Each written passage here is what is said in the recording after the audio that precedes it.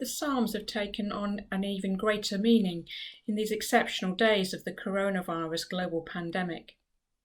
While the context in which Psalm 31 is written may not be the same as our circumstances, it expresses some of the honest emotions of grief and lament that many of us are currently experiencing. Verse 24 alone, "Be strong and let your heart take courage, all you who wait for the Lord," is one that you might find helpful to meditate on in these days as we wait for the Lord for strength and courage that we otherwise find difficult to summon. The psalmist prays, as we do now, for the refuge and fortress of God to protect us and for deliverance from that which is hidden and invisible, but would threaten our very lives. Well written as an individual prayer, the psalmist inspires our collective prayer for the global community. God, incline your ear to us. Rescue us speedily. Be a rock of refuge for us, a strong fortress to save us. In these days of isolation, when we have to retreat to the fortress of our own homes, may we gain a new understanding of God as our fortress, the place of security and safety we turn to in this time of trial. God is not a fortress that barricades, but strengthens and reinforces, enabling us to look out for our most vulnerable neighbours near and far, albeit virtually and from a safe distance. There's something refreshingly honest about these prayers of lament, which tell God how things really are. And this shows that God is interested in our physical suffering and our bodily well-being. That's important to remember these days. The description of the psalmist's symptoms is very resonant with our contemporary experience. Jesus also turned to the Psalms for strength and courage when enduring suffering. It is verse 5 of this psalm that Jesus quotes on the cross, "Into your hands I commit my spirit." This verse takes on particular poignancy as we face the reality that coronavirus has in leading to the end of life for many of our neighbours, both near and far. It is into the hands of God that we entrust them and to his eternal keeping.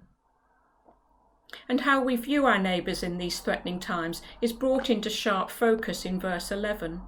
Some have found it easy to other distant neighbours who are thought to be carriers of the virus, holding them in contempt rather than compassion. Or we can find ourselves judging our closer neighbours who are panic buying important goods or failing to understand the fear that motivates them. When the virus reached the UK, some of us became an object of dread, even for our closest friends, maybe even an object of dread for ourselves, as we feared meeting others and infecting them. Yet Christian Aid Week has always been about how we can be good global neighbours, asking ourselves how we can extend the love that never fails to our neighbours near and far, and has never been more important than this year. When our own hands and the hands of others have become something of a threat, and when many are no longer experiencing the reassuring touch of a hand on a shoulder, or no longer being comforted by the embrace of a hug, the references to hands in verses 8, 5 and 15 are particularly poignant.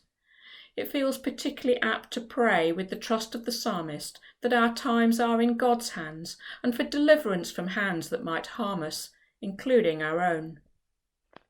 As we wash our hands more carefully and more often, we can pray to God to hold it in his care all those we have held hands with, carried and hugged.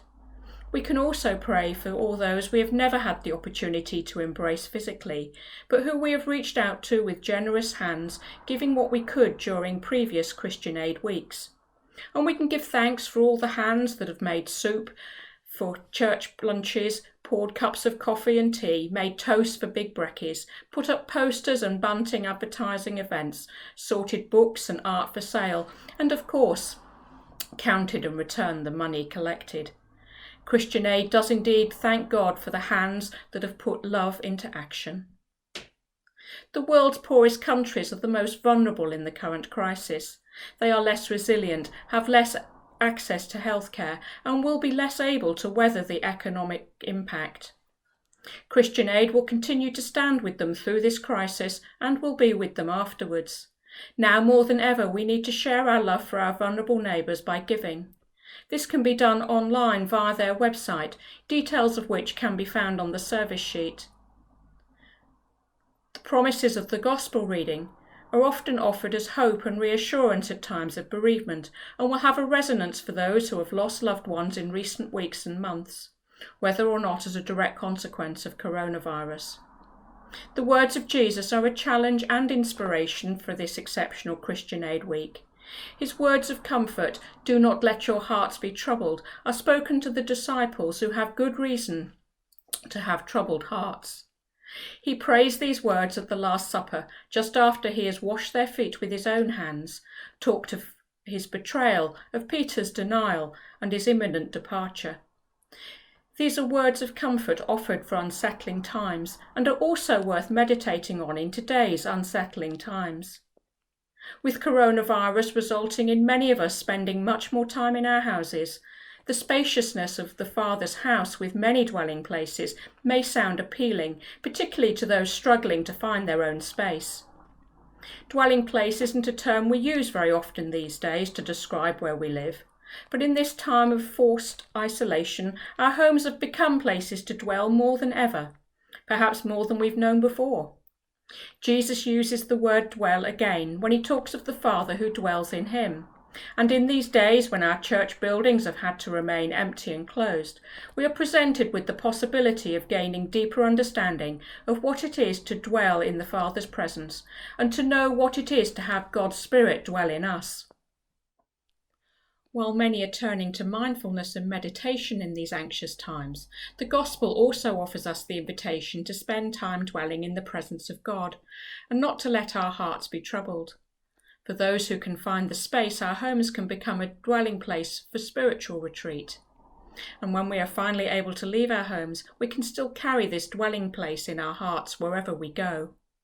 The Gospels remind us how Jesus frequently rose early in the morning to take the time to abide with and in God. Maybe it is this dwelling with the Father that Jesus is referring to when he talks of doing the works that I do, along with healing, ministering, and speaking truth to power. This time to dwell with the Father is the source of all his speaking and doing in the world.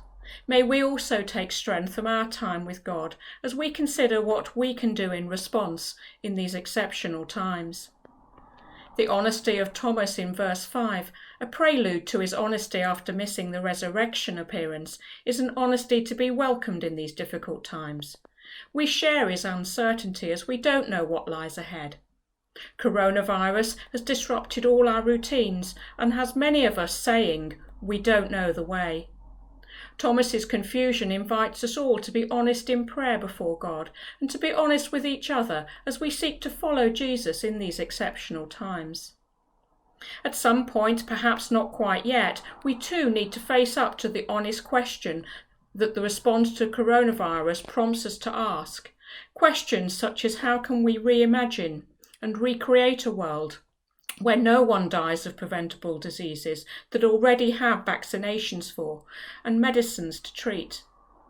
Why are there still more than 7,500 children under 5 dying each day from such diseases? These questions take on a greater resonance this Christian Aid Week. In response to their confusion, Jesus' response, "I am the way, the truth and the life," also takes on a new meaning through the lens of coronavirus. How precious life has become as we move closer to our own human frailty and vulnerability. What are the new truths that we need to face up to now that coronavirus has shone a light on the weakness and cracks in our economic systems? What is the new way we can all walk together to ensure fullness of life for all? The Gospel passage concludes with the call to action, being encouraged in what has now become a digital Christian Aid Week, a call to prayer. Right in the middle of the Last Supper, Jesus encourages the disciples to ask him for anything, and he'll do it. These are hard words to reconcile with the prayers that have seemingly gone unanswered in these difficult days, and they might have been difficult for the disciples to accept in the events that were to follow in the days to come. Yet these are the words Jesus wants his followers to remember when he's no longer with them. He wants them to come to him, as he does the Father, with every cause, concern, request, even if they can no longer see him or be with him in person. These are words of hope and promise and of connection for all of us and always, but particularly in these days when we are so separate but never alone. Physical absence and separation do not mean abandonment, and by entering into the dwelling place of God in prayer, he brings us back to the way, the truth, and the life, again and again.